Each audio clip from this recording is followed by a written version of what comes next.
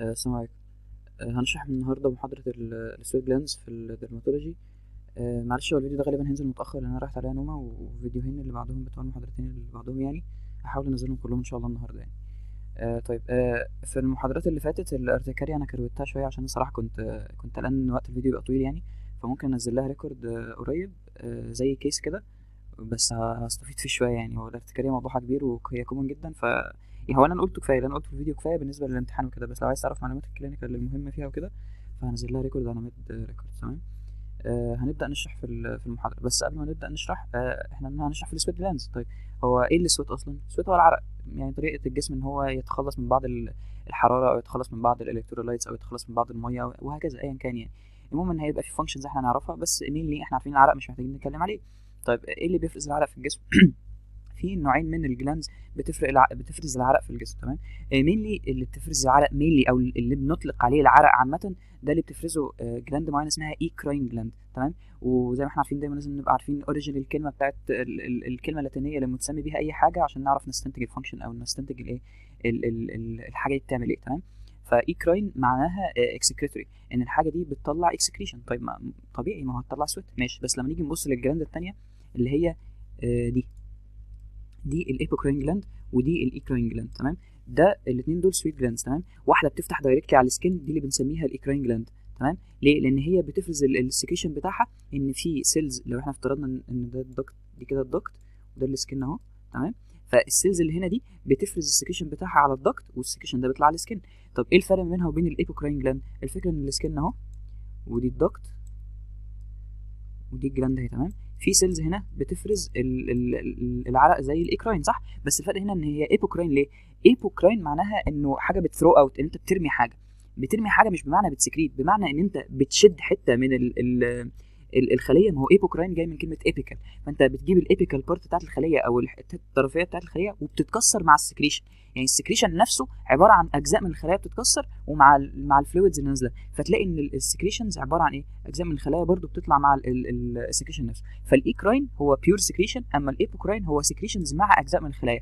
وعشان كده تستنتج منها ايه؟ ان غالبا لما يبقى في اجزاء من الخلايا، والخلايا بتتكون مينلي من بروتين، فهتلاقي ان السكريشن بتاع الايبوكراين جلاندز مليان بروتين. هتلاقي ان بما ان اجزاء من الخلايا بتتكسر، فبالتالي هتحتاج وايدر ليومن عشان تعرف تطلع، لان البروتين ماكرو موليكيول، والخلايا اللي بتتكسر دي اجزاء كبيره مش زي السكريشن فلويد الصغير، فبالتالي هنحتاج وايدر ليومن عشان نعرف نطلع الحاجات دي بره الجلد. طيب، ده هيتشرح في المحاضره وكده في الكلام، ولكن انا عايز افهم هو يعني ليه في ايكراين وليه في ايبوكراين؟ ليه ما يبقاش واحده مثلا؟ ليه موجود الاثنين؟ ليه واحده بتفتح على الهير شافت وواحده بتفتح دايركتلي على السكين؟ فاهمني؟ طيب، قلنا ان الفكره ان مين اللي بيفرز الاسود في الجسم هو الايكراين، ودي موجوده في الجسم كله. الايكراين جلاندز هي اللي بتفرز الاسود اللي احنا عارفينه، اللي هو مكوناته ميه وشويه الكترولايتس، ده بيتفرز حوالين الجسم كله. اما الايبوكراين جلاندز فالسكريشن بتاعها مور في بروتين. ليه؟ لان هي بتعمل شيدنج لبعض اجزاء السيل وهي بتطلع. والفكره ان هي موجوده ليه على الهير شافت مش دايركتلي على السكين؟ لان هي مين اللي بتتمركز في المناطق اللي فيها شعر كتير في الجسم. تمام. زي الارمبيتس والجروين اريا عند الجينيتالز. تمام. ليه؟ لان هي بتطلع السكريشن بتاعها بيبقى ثيكر اكتر، وبقى له باد اودور اكتر، او له سنت معينه. والحاجات دي يعني في الانسان والحيوانات، والحاجات دي بيبقى ليها علاقه شويه بالكوميونيكيشن. يعني كوميونيكيشن الاجسام نفسها مع بعضها في عالم الحيوانات وكده بقى له علاقه شويه بالسنت والريحه بتاعت الجسم وكده. فعشان كده هي موجوده ان هي تعمل الموضوع ده. وما ان هي بتبقى موجوده في الاماكن اللي بيبقى فيها الريحه دي، فتبقى موجوده عند الاماكن اللي فيها الشعر عشان تعرف تفرز هناك. وما ان هي موجوده في الاماكن اللي فيها الشعر، فتبقى موجوده فين؟ في الانبيتس والجروين. مش هنلاقيها مثلا فين؟ في الانتيريور بارت بتاع الجسم، في التشست وكده. تمام. لكن الايكراين جلاند موجوده في كل الاماكن اللي في الجسم، موجوده في كل الاماكن اللي في الجسم، وموجوده بشكل كبير، وهي دي المينلي بتفرز لي العرق. تمام. طيب، تعالى نبدا المحاضره.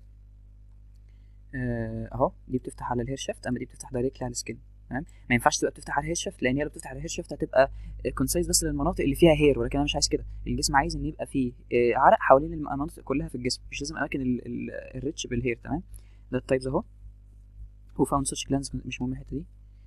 ايكراين سويت جلانز. طيب، النمبر بتاعها 1.5 to 5 مليون. هيبقى فيه جدول في الاخر، حاول بس تفهمها دلوقتي. الديستريبيوشن قلنا انتاير سكين سيرفيس، لان هي مالهاش علاقه بالشعر والكلام زي ما احنا قلنا، هي بتفتح دايركتلي على السكين، اكسبت الاوديتوري كانال والمليون البيبو جلانز فينوس بلا بلا بلا. المهم ان هي اكسبت مناطق معينه، اكيد مش هيبقى في الاكسترنال اوديتوري كانال عرق يعني، فاهمني؟ لان في هناك الحاجات اللي بتفرز الصمغ بتاع الاذن. طيب هي هايست density on palms and soles، دايما غالبا بتبقى الدنسيتي بتاعتها اكتر حاجه في البالمز والسولز. ليه تبقى في البالمز والسولز؟ لان هناك بتبقى الاماكن دي بتبقى عليها ثيك سكين، وتبقى معرضه اكتر جدا لانك بتمسك بيها، بتتحرك بيها، بتمشي على السولز بتاعت رجلك وكده. فلازم يبقى دايما في بعض من اللوبريكيشن بتاع العرق ده عشان يظبط ان ما يحصلش دراينس قوي للسولز والبالمز. تمام.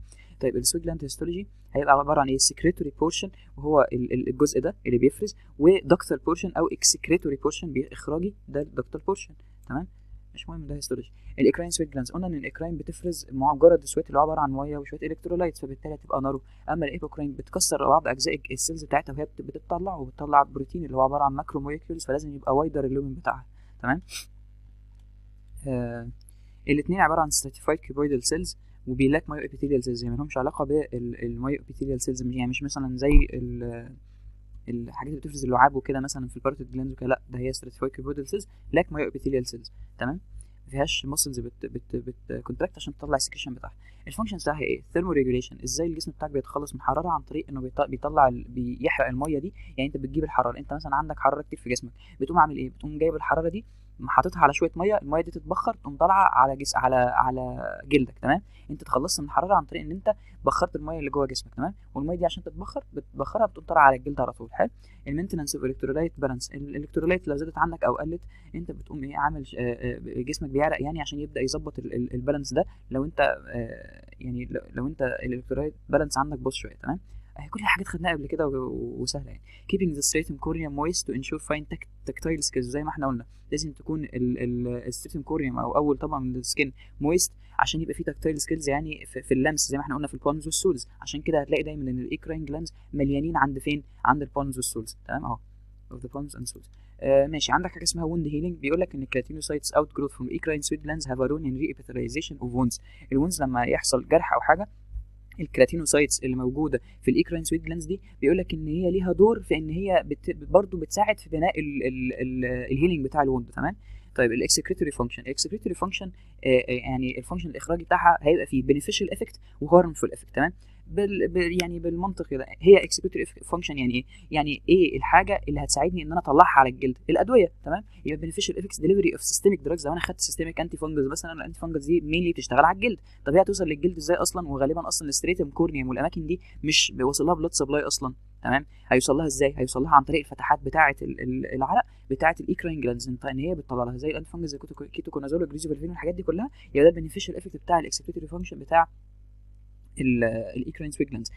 طب ايه الهارمفول افكت؟ ان لو عندي حاجه ثانيه سيستميك انا ليها سايد افكت وحش، انا مش عايز اطلع على الجلد، زي مين؟ الكيموثيرابي. تمام. اكسكريشن اوف توكسيك كومباوندز انتو ايكراين سويت جلاندز ريزلت ان نيوتروفيليك ايكراين هايدرا ادينايتس. والنيوتروفيليك ايكراين هايدرا ادينايتس دي عباره عن كونديشن معين كده، غالبا بيجي مع الكيموثيرابي يعني، ولكنه ساعات بيجي بسبب حاجات ثانيه زي الفيفر وكده. ان التوكسيك كومباوندز لما بتطلع على السكين بتعمل لي كونديشن كده بيبقى شبه الريسبلز، غالبا بيجي في الوش والترنك، مش مهم. طيب السويت جلاندز ده الجدول ده مهم، الدكتور قال ان هو مهم جدا، وقال انه غالبا هيجي في الامتحان يعني. بس طبعا يعني اكيد مش هتحفظ النمبر، المهم تعرف ان الايكراين من هي موجوده اكتر وهي مسؤوله عن العرق الاساسيه، فهي اكتر بكتير من الايبوكراين. طيب الديستريبيوشن قلنا ان دي بتاعت العرق الاساسيه، فبالتالي تبقى انتاير بادي سكين، وهايست دنسيتي قلنا فين؟ في البالمز والسولز. ليه؟ عشان التكتايل فانكشن. تمام. عشان المويسترايزيشن. طيب الايبوكراين تبقى موجوده فين؟ في الاماكن اللي فيها شعر كتير، الاكزيلا والنيجيتال والبيري امبلايكال والنيبلز والاريولا، تبقى موجوده فين؟ في الاكزيلا والجروين والنيبلز والاريولا والبيري امبلايكس. تمام. طب سكريتوري الكويل قلنا ان الايكراين جلاندز بتفرز ووتري سكريشن شويه، ما فيهوش بروتينز، فلازم يبقى النارو لومن اونلي جرانيول سكريشن. طيب الوايد لومن ليه هحتاجه في الايبوكراين؟ عشان انا في ابيكال بورشن بتقطع وفي بروتينز كتير موجوده في السكريشن. تمام. طيب الدكت لونج وثين شورت وثيك، يعني بص دي وايد لومن فشورت وثيك، لما ده نارو لومن فلونج وثين. فاهم يعني؟ خليك فاهم، حاول تحفظ الحاجات دي لانها مش هتشرح. فاهمني؟ من انرفيشن الايكراين سمباثيك، اما الايبوكراين ان كلير، ولكن يقال ان هي سمباثيك برضه، لان النيورو ترانسميتر بتاعها بيقول لك ان هو بوسيبل بيتا ادرينرجيك يعني. فاهم؟ طيب الايكراين كنا خدنا في سنه اولى ان معظم السويت جلاندز يعني بيبقى جاي لها انرفيشن معين اسمه سمباثيك كولينرجيك. تمام. يعني انت في العادي تقول ان السمباثيك عباره عن ادرينالين ونور ادرينالين، ولكن بعض السمباثيك كان بيروح ياكت عن طريق النيورو ترانسميتر اسيتايل كولين على الاماكن اللي فيها الاماكن اللي فيها سويت جلاندز، وكنا ساعتها بنسمي الانرفيشن ده سمباثيك كولينرجيك. تمام، فافتكرها بالحته دي ان دي الايكراين. وكده كده الايبوكراين اصلا انكلير، ولكن هنقول ان هي بوسيبل بيتا ادرينرجيك. تمام. طيب السكريشن مود ميروكراين يعني ايه؟ ان مفيش لوس اوف سيلولار ماتيريال، انا بقفل السكريشن من السيل زي ما هي والسيل سليمه. ايبوكراين يعني ايه؟ يعني في لوس اوف سيلولار ماتيريال، في ايبيكال بارت بتاعت السيل بتتكسر مع السكريشن اهو، ده الجزء من السيل بيتكسر مع السكريشن. طيب دلوقتي هندخل على الاكراين سويت جلاند ديس اوردرز، هي بقى الديس اوردرز اللي احنا ايه هندرسها. تمام. طيب قبل ما لما نيجي نقسمها هنقسمها لايكراين، تمام، وهنقسمها لايه؟ لايبوكراين. الايبوكراين زي ما احنا قلنا يعني مش منتشره قوي ومالهاش لازمه قوي في الفانكشنال سويتنج عامه كله، فمش هندرس فيها الا ديزيز واحد واسمه فوكسفوردايز ديزيز. تمام. اما بروم هيدروز وكروم هيدروز دي ميديكال تيرمز تعبر عن حاجات ليها علاقه باماونت السويتنج او شكله وكده. تمام. طيب بالنسبه للايكراين سويت جلاندز، حلو، هيبقى عندنا ايه؟ اكسسيف اماونت زياده، يبقى نقول هايبر هيدروز. اصلا يعني ايه هيدرو؟ معناها عرق باليوناني او اللاتيني. تمام. فهايبر هيدروز يعني عرق كتير. decrease the amount هيدروز. تمام. طب absent amount مش موجود انهيدروز. طب سويت ريتنشن هيقول لي حاجه اسمها ميلياريا. ليه اسمها ميلياريا؟ عشان في حاجه اسمها ميليت سيدز، دي عباره عن انواع معينه من البذور يعني، واحنا بنسميها كده ليه؟ لان الميلياريا دي لما بيحصل سويت ريتنشن في الدكت بيعمل لي حاجه شبه بومب كده، شبه بابيول، فاهمني؟ عشان كده قال لك شبه الايه؟ شبه الميلي سيدز دي، فسموها ميلياريا. حلو. مال اودور يعني ريحه وحشه. بروم هيدروز، بروم معناها باد سنت اساسا، فيبقى اسمها بروم هيدروزس. ديسكلريشن، كروم معناها لون، فكروم هيدروزس لها علاقه بالديسكلريشن. دراج ريليتد اللي هو نيتروفيليك ايكراين هيدرا ادينايتس، قلنا له علاقه ساعات بالدراجز او ساعات بالايه؟ بالكيموثيرابي اللي هو الدراجز يعني. ايبوكراين سويت جلاندز قلنا برضه ان هيبقى فيها ايه؟ بروم هيدروزس وكروم هيدروزس، ولكن احنا مهتمين بمين؟ بالفوكسفوردايز ديزيز. طيب اول حاجه الهايبر هيدروزس، غالبا يعني خلينا نتكلم في الحته دي شويه، ان الناس مش بتتضايق من الهايبوهيدروز اساسا، وغالبا مش بيجي انهيدروزس خالص اصلا. فاللي بيضايق الناس غالبا هو زياده العرق. هتلاقي في ناس يقول لك انا ايدي بتعرق فما رحتش الجيش، لا ده انا هعمل عصب سمبثاوي، لا ده انا مش عارف، ده انا هحقن بوتوكس وحاجات كده. فالحاجات دي مشهوره قوي، لان الحاجات دي يعني مش الناس قليله اللي عندها الموضوع الهايبرهيدروزس ده، وبيبقى رخم جدا لان ايدك دايما بتبقى بتزحلق وحاجات كده، وساعات بقى سيستمك، مش ساعات بس بيبقى في البالموس والسولز، لكن هو ساعات بيبقى ايه؟ لوكالايزد اللي هناك. فالكونديشن الهايبرهيدروزس مشهور شويه، عشان كده احنا هنستفيد فيه يعني. طيب hyperhidrosis is estimated to affect at day 3% of the US population، ودي مش حاجة قليلة. The most widely used classification system divides it into primary and secondary types، وده المهم بالنسبة لنا. Other classification systems separate hyperhidrosis into categories based on the source of the neural impulses that drive it، اللي هو جاي نتيجة cortex أو cortical emotions يعني، هنسميه مش عارف cortical hyperhidrosis. لو هو thermoregulatory نتيجة ان الجسم بيظبط الحراره، بس في مشكله ان هو بيظبطها اوفر شويه فيبقى هايبوثالاميك وهكذا. بس يعني مش هنشرح دي، هنشرح ايه؟ البرايمري والسكندري. تمام. طيب قبل ما نبدا نشرح البرايمري هايبرهيدروزس، انا عايزك تفرق ما بين البرايمري والسكندري، واحنا بنقسمهم على حسب ايه؟ برايمري هايبرهيدروزس يعني هايبرهيدروزس انا مش عارف سببه ايه، هيبقى حاجتين بس، يا اما نتيجه حاجه فيسيولوجيكال، يعني مثلا حد عنده زياده في السمباثيك اكتيفيتي. ليه؟ مش احنا عارفين لما حد يبقى عنده زياده في السمباثيك اكتيفيتي هيبقى عنده زياده في العرق، وده عارفينها من سنه اولى. ليه اصلا؟ لان احنا قلنا ان الحاجات اللي بتروح تاكتيفيت الايكراين سويت جلاندز عباره عن ايه؟ ادرينرجيك سمباثيك كولينرجيك انرفيشن. فالسمباثيك سيستم له دور في الموضوع ده. حلو. فبما ان السمباثيك سيستم له دور في الموضوع ده، فبالتالي لما يزيد السمباثيك اكتيفيتي هيعمل لي هايبر هيدروزس، وساعتها انا مش هلاقي، ممكن ما الاقيش اندرلاين كونديشن. ما هو زياده السمباثيك اكتيفيتي دي ممكن تكون بسبب هايبرثايروديزم، تمام، او بسبب مثلا زياده في الكورتيكال اكتيفيتي بسبب حد عنده ديزيز معين مثلا في دماغه، تمام، وهكذا. ايا كان السبب، انا لو مش عارفه، انا لو مش لاقي سبب، يعني لو قلنا ان الموضوع ده ايديوباثيك، ساعتها اسميه برايمري هايبرهيدروزس، اللي هو له علاقه بانه ايديوباثيك انا مش لاقي له سبب، او ان هو عباره عن زياده فسيولوجيه. مثلا واحد مثلا المفروض ان هو لما يجري في الطبيعي يعرق بشكل طبيعي، لا هو بيعرق زياده عن اللزوم، ده برضه برايمري. ليه؟ لان انا مش عارف السبب اللي بيخلي جسمه يرياكت بالطريقه دي. فهمت النقطه؟ تاني، برايمر هايبرهيدروزس قسموا حاجتين، يا اما ايديوباثيك انا مش عارف ايه السبب، ماشي، يا اما فيسيولوجيكال يعني بيزيد، يعني الفسيولوجي ان لما تجري تعرق ولكن مش تعرق كتير، الفسيولوجي انك لما تبقى خايف مثلا تعرق ولكن مش تعرق كتير. فانت لو عرقت كتير ساعتها يبقى برايمري هايبرهيدروزس، لانه نتيجه فسيولوجي طبيعي انا مش عارف ايه الاندرلاين كونديشن اللي مسبب ده، تمام. لو عرفت ايه الاندرلاين كونديشن ساعتها يبقى اسمه سكندري هايبرهيدروزس. فالاثنين ما فيهمش فرق، هو مجرد تسميه بالنسبه لي، تمام.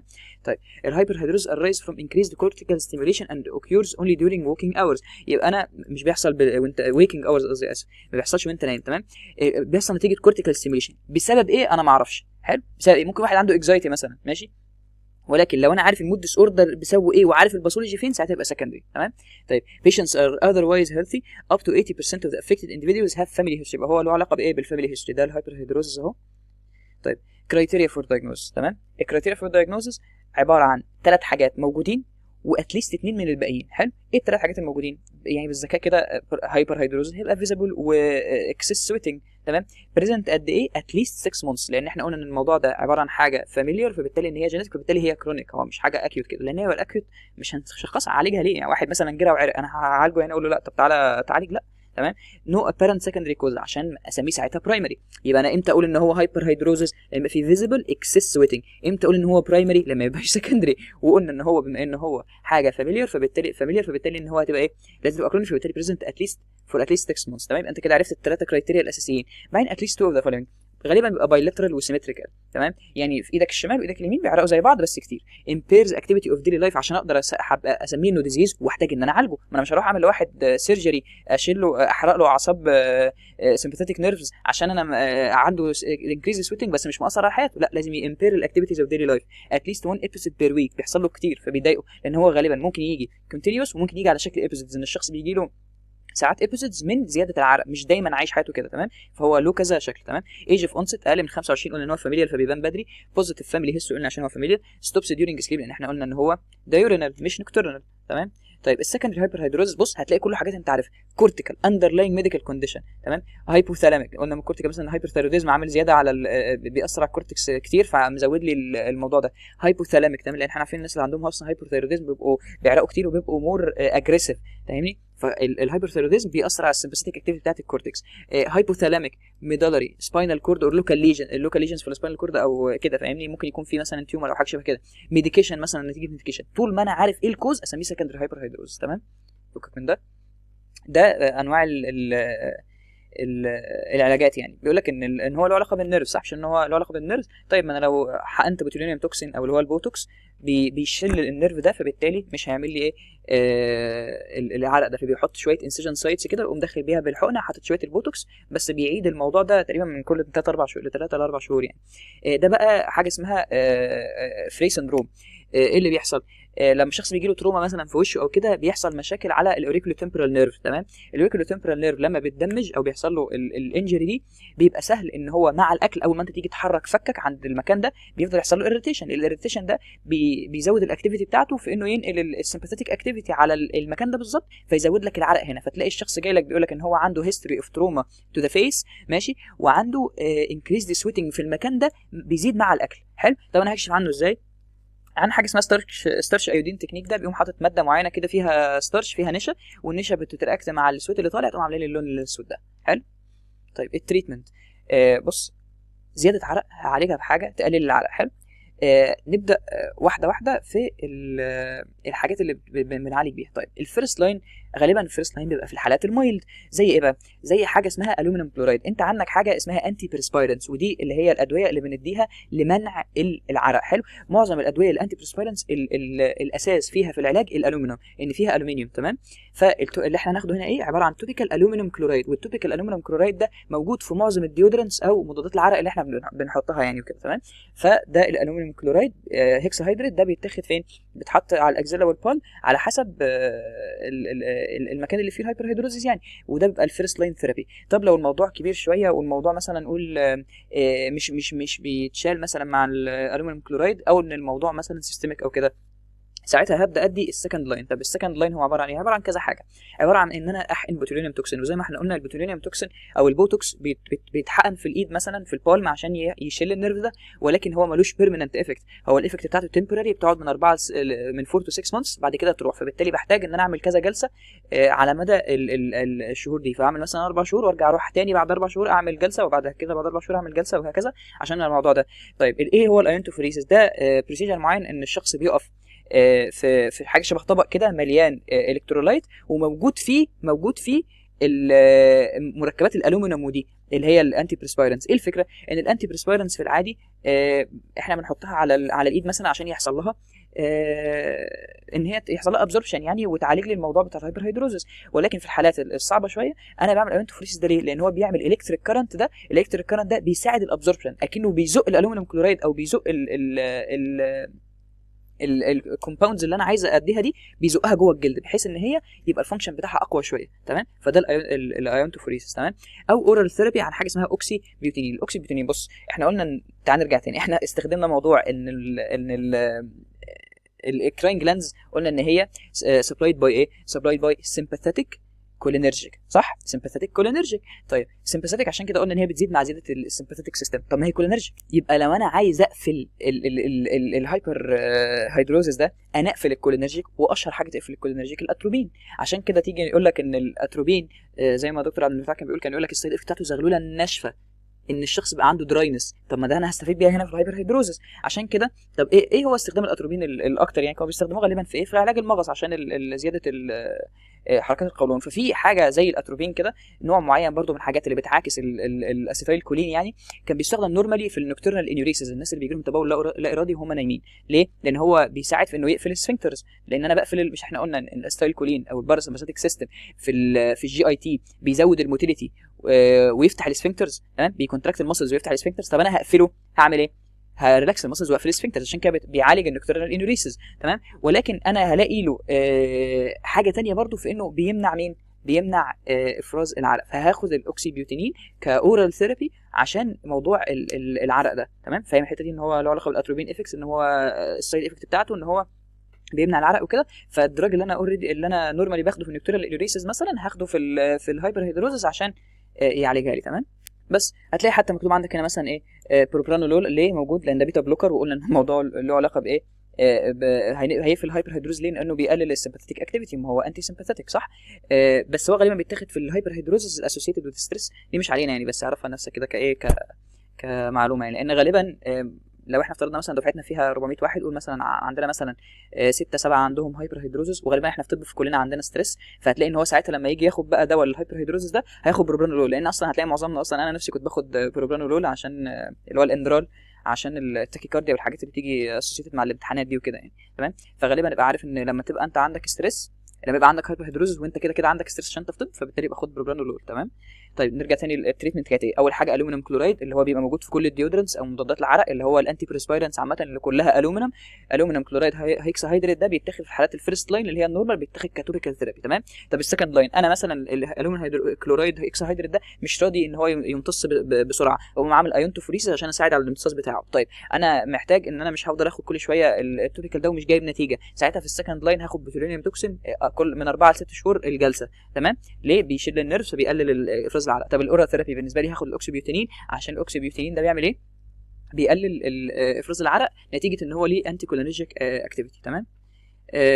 الثيرد لاين بقى عند الناس اللي مش بيستجيب لهم اي حاجه بيعملوا حاجه اسمها سمباثيكتومي، يقوم داخل كده سواء من التشست او سواء من الظهر، يقوم جاي عند السباينال كورد من الجنب كده، يلاقي السمباثيك نيرفز طالعين، يقعد يحرق بقى في كذا واحد كده، يقعد الدكتور مستمتع يقعد يشيل بقى يمسك كل نيرفايه كده يحرقها عشان يقلل السمباثيك اوفر اكتيفيتي دي، بانه ايه؟ بدل ما يقلل الاكتيفيتي هو بيقلل عدد النيرفات اللي رايحه اصلا، فبالتالي بيقل الايه؟ هايبردروز. بس ممكن يحصل له حاجه اسمها كومبنساتوري هايبر هيدروز. كومبنساتوري هايبر هيدروز دي هتقولي طب وانا كده عملت ايه؟ ما انا هيحصل كومبنساتوري هايبر هيدروز يعني افراز عرق نتيجه ان انا قفلت العرق، ماشي؟ ما هو مش بيبقى بالكميه اوريدي اللي كان بيها في العادي، ومش بيبقى في كل الاماكن، وغالبا مش بيحصل اصلا، ولكن يعني فاهم هي مكتوبه اعرفها في السمباثيكتومي. مشكلته انه ممكن يحصل له ايه؟ كومبنساتوري هايبر هيدروز، ان الجسم بيكمبنسيت انه لا ايه ده، ما هو مش المفروض ان انا كنت بعمل في العادي بطلع مثلا الالكترولايتس لتر في اليوم مثلا، حلو، لقيت ان خلاص بعد ما حصل السمباثيكتومي بقى بيطلع نص لتر بس، فيبدا يحصل كومبنساتوري هايبر هيدروز في الاماكن الثانيه اللي في الجسم اللي ما كانش بيحصل فيها عرق اصلا، عشان الجسم يعرف يعادل انه الكميه الطبيعيه بتاعت الفلويد اللي كانت ايه طبعا. ده البوتوكس انجكشن اهو زي ما احنا شفنا، وده الايونتوفوريسيس اللي بيساعد، هو بيبقى هتلاقي في الومنيوم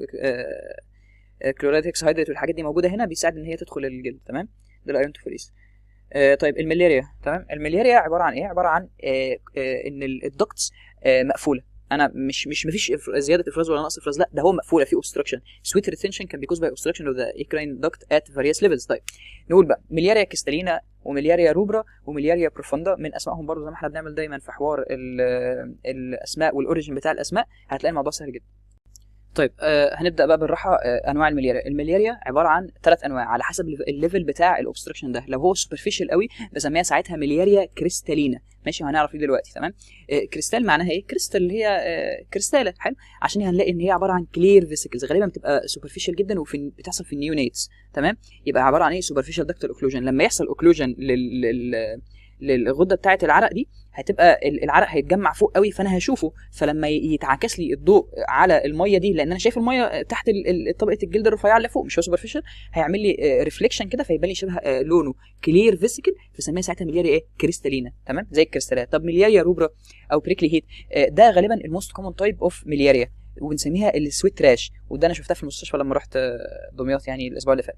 فالملياريا روبرا او السويت راش مشهوره، بتحصل غالبا امتى؟ بتحصل مع الهيوميديتي او في الحر او كده، و مهمه يعني وكومن جدا. تمام. خد بالك برضو اسمها ليه روبرا عشان لونها احمر، هتشوف ان هو يقول لك اريثيماتس بابيولز، فقلنا ايه من اسم الحاجات هنعرف ايه الفانكشنز والحاجات اللي عليها. فاريثيماتس بابيولز يعني محمره عشان اسمها روبرا. حتى في نوع معين من الكريستالات او الاحجار الكريمه اسمه روبي عشان لونه احمر. تمام.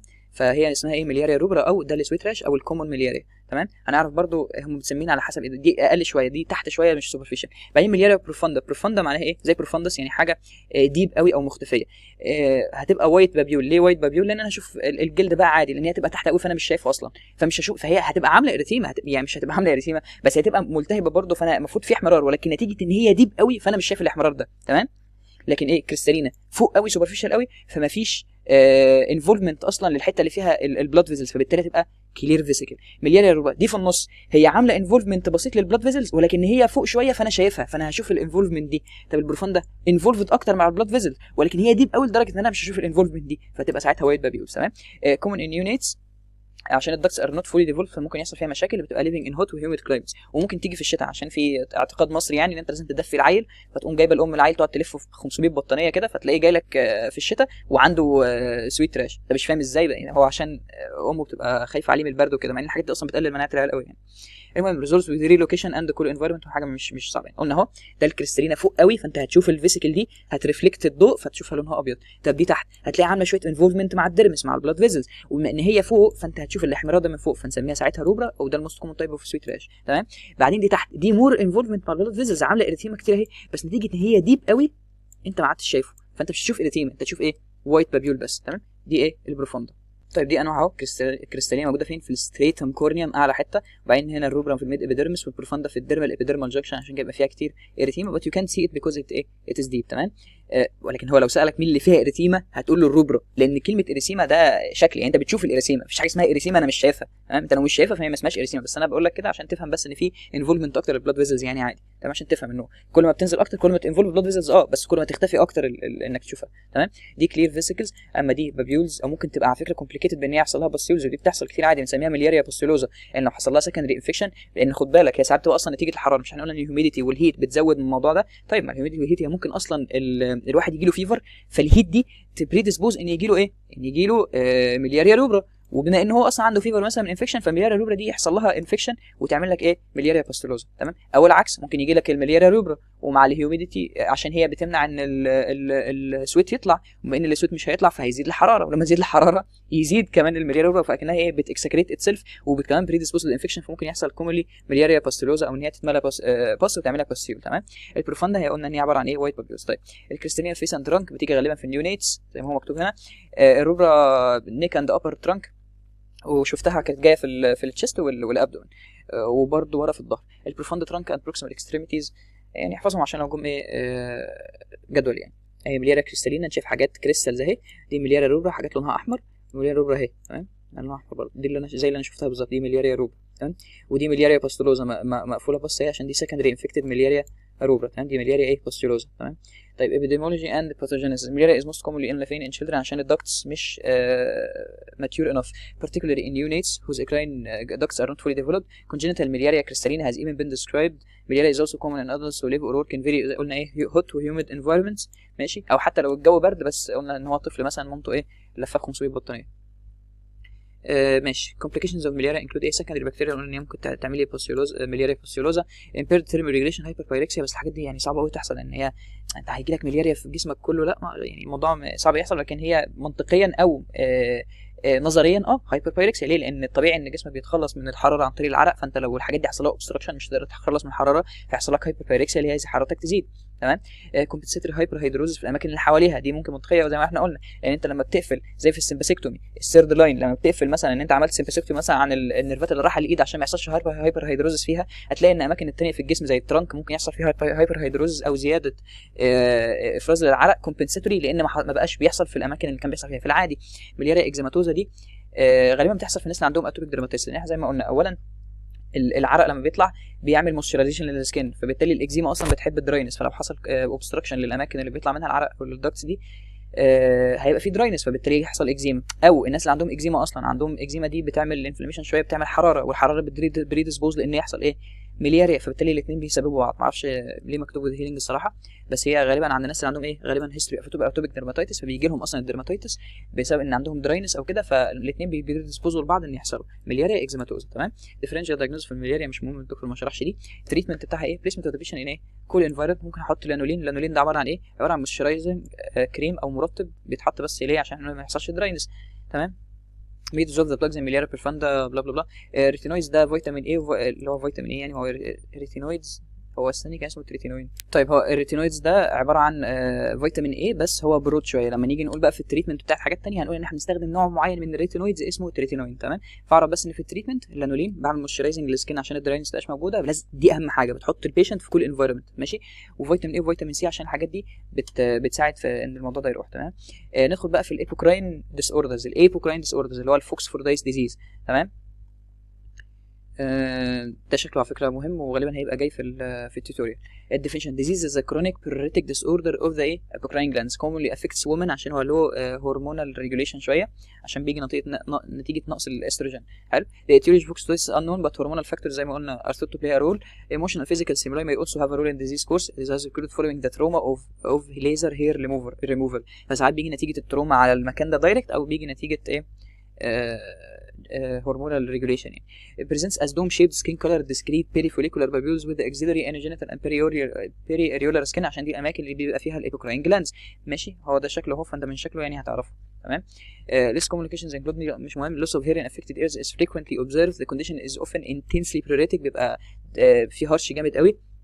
pregnancy and oral contraceptives عشان بيبقى فيهم زياده في الهرمونات بتاعه الاستروجين والبروجسترون والحاجات دي، فبتاميليوريت او بتاليفيت يعني بتقلل الاتشنج. والهيت اند ايموشنال ستريس بيأجريفيت السيمبتومز. تمام. بيزود السيمبتومز. تريتمنت توبيكال اند انتراليجنال كورتيكوستيرويدز. تمام. على فكره هو احنا مش عارفين قوي سوا يعني، ولكن هو سيد ان هو له علاقه شويه بالاميونيتي، فعشان كده انا هقلل الانفلاميشن ده. كورتيكوستيرويدز انتي انفلاماتوري. توبيكال كالسينيورين انهبيتورز ده احنا قلنا ان هو سبيسيفيك تايب من الانتي انفلاماتوري شويه بيأثر على التي 4 سيلز، فده توبيكال كالسينيورين انهبيتورز، فانا برضو عايز اقلل الايه الاميونيتي. توبيكال تريتينوين ده اللي قلنا ان هو نوع معين من الريتينويدز اللي هي انواع فيتامين ايه، ده برضو بيقلل الموضوع. توايس ديلي كليندامايسين لوشن ده عباره عن ايه؟ كليندامايسين عباره عن انتي بايوتيك. تمام. برود سبيكترم شايف بتتحط على الحاجات دي، بس هو توايس دي هو انا ما اعرفش صراحه هو توبيكال ولا ايه ولا سيستميك يعني. that may be potential include phototherapy او electrocautery او excision of perioral skin. وعلى فكره كل الحاجات التوبيكال دي ممكن نستخدم معاها برضو ايه الايونتوفوريسيس اللي فوق، الايونتوفوريسيس بتاع الالومنيوم كومباوندز بتاعه الانتي بيرسبايرنس عشان تيجي في سؤال بعد كده. تمام. كده احنا خلصنا. يجي يقول لك هنا ايه which of the following is not treatment option for foxoiditis. systemic steroids. electrotherapy قلنا الالكتروثيرابي اللي هي ايه معرفش هنا قصده بيها الالكتروكوتري ولا قصده بيها الايونتوفوريسيس، ولكن هي موجوده كده كده. دي فوتوثيرابي موجوده برضو باليوفي لايت والحاجات دي. توبيكال كالسينيورين انهبيتورز. توبيكال كالسينيورين قلنا ان هي موجوده برضو ده نوع معين، ولكن سيستميك ستيرويد كتير قوي اوفر قوي ان انا اديها لحد عنده فوكسفوردايس ديزيز في مكان ايه لوكالايز يعني. بس كده خلصنا.